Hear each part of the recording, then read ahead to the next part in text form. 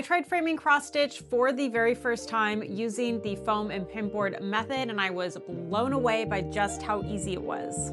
So of course, I'm gonna walk you through how I did it step by step.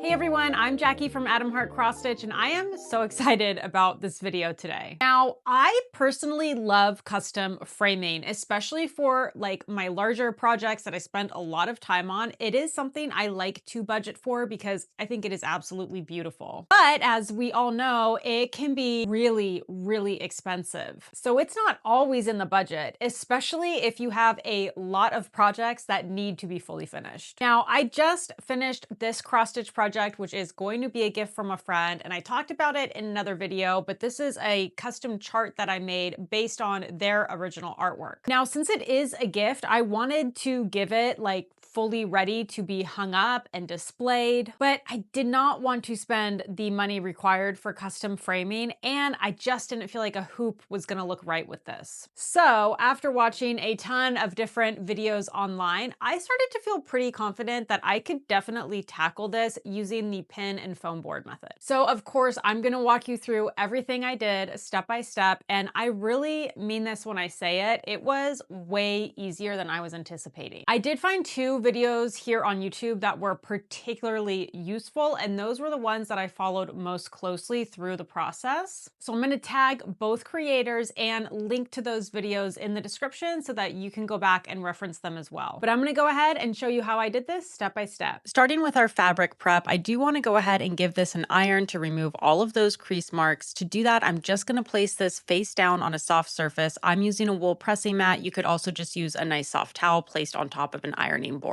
I'm using the cotton setting, and I'm not using any steam because this is not a color fast piece of fabric. So if it were to get wet, it could theoretically bleed. So that's why I'm not going to use any steam while I iron it. I'm also going to recommend you wash your hands at this step because you are going to be handling your finished cross stitch quite a lot throughout this process. So you just want to make sure your hands are nice and clean. The supplies that I'm using are, first up, a nice big clear ruler. It is helpful if it is see-through. I'm also using 1-inch pins. Most of the videos I saw recommended using sequin pins, which are like half an inch smaller, but I could not find them. So these are the ones I used and they worked great. I also have a pen for marking my foam board. I am not marking my fabric at all with any pen. I have an X-Acto knife. I do find that's the easiest way to cut the foam board. A rotary cutter for my batting. You could definitely just use scissors. I have 505 adhesive spray, some batting for my scrap pile, 2 different types of tape. You only need one. You just need a double-sided acid-free tape. I have a frame, of course, that's going to fit my project, and a piece of foam board.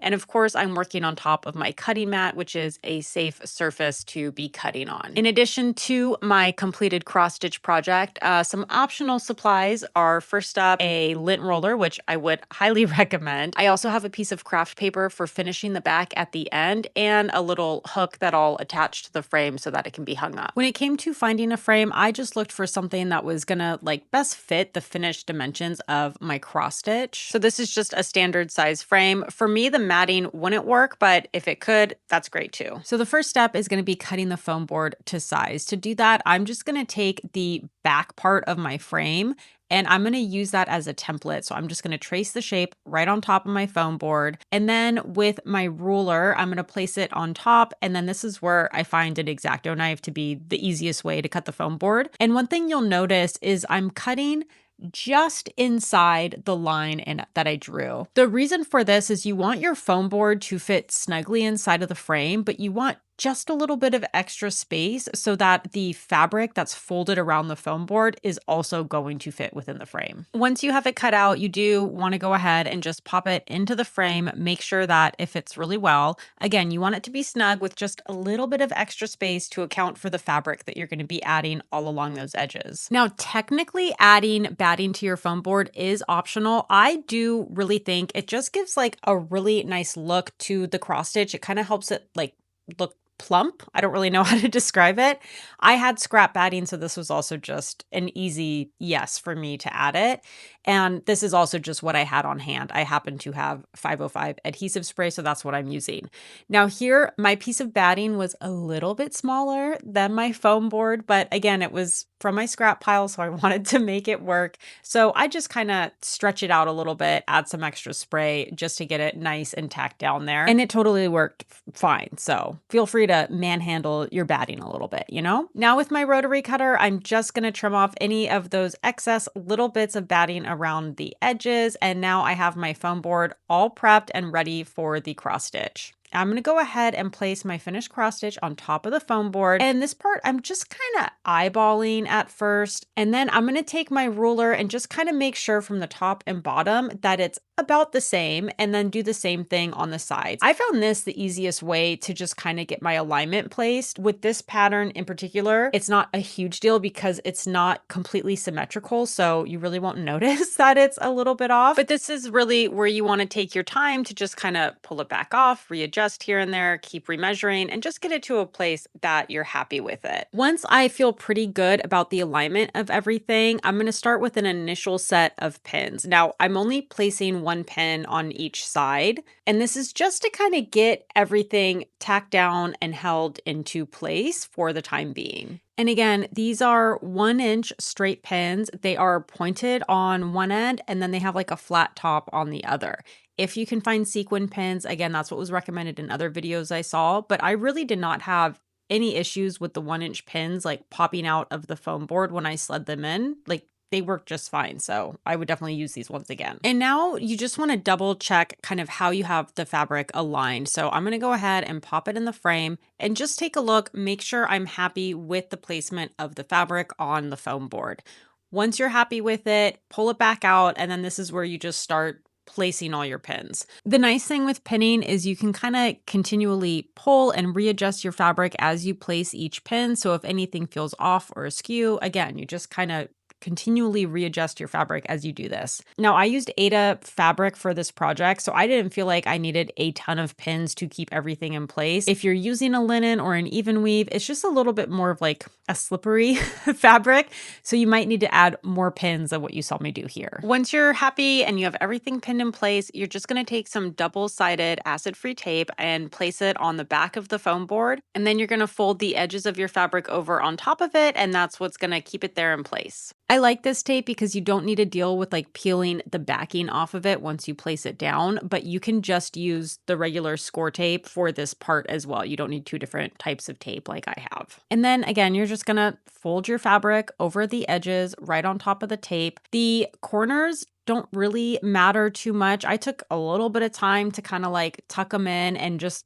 kind of was finger pressing them to get them as flat as possible, but you're really just gonna tape them down. Like no one's gonna see the back. The back's not gonna matter. Now this is where I'm gonna use score tape to just, again, tape those corners down and out of the way. The tape I saw other people using was much wider than this one. This is just the one I bought, and I bought 2 rolls of it, so I wasn't gonna buy another roll of tape that was wider, but you might want to buy one that's a little bit wider, but this thin one did work totally fine. Now, I had every intention of placing my cross stitch behind the glass, but I was kind of realizing that it was pretty thick at this point. Like the back of my foam board was just sticking out a little bit more than I was totally comfortable with. But if you are going to be placing your cross stitch behind the glass, this is your chance to get everything nice and clean. So I rub the glass with a lint-free piece of cloth, and then I'm going to take my lint roller and also clean the top of my cross stitch fabric. But in the end, I opted to just remove the glass and kind of reduce that bulk. I had framed another cross stitch as well, and on that one with the frame, the glass was fine. Like there wasn't too much bulk with the foam board behind it. So I think it just kind of depends on the frame you buy. Now here, it was still too thick to use the back that came with the frame. So if you run into the same situation or you have a frame that doesn't have a back included, that's okay, because we're going to use Kraft paper to actually cover the back. And I actually kind of prefer the look of that. So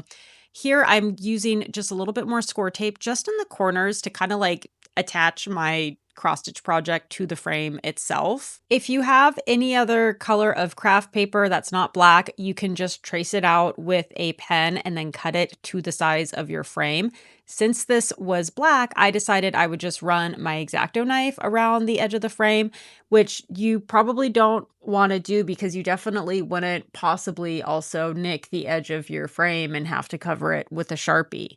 Yeah, so don't do that. But once you have your craft paper successfully cut to the size of your frame, we're going to go ahead back in with our score tape and we're going to place it all along the edges of the frame on the back.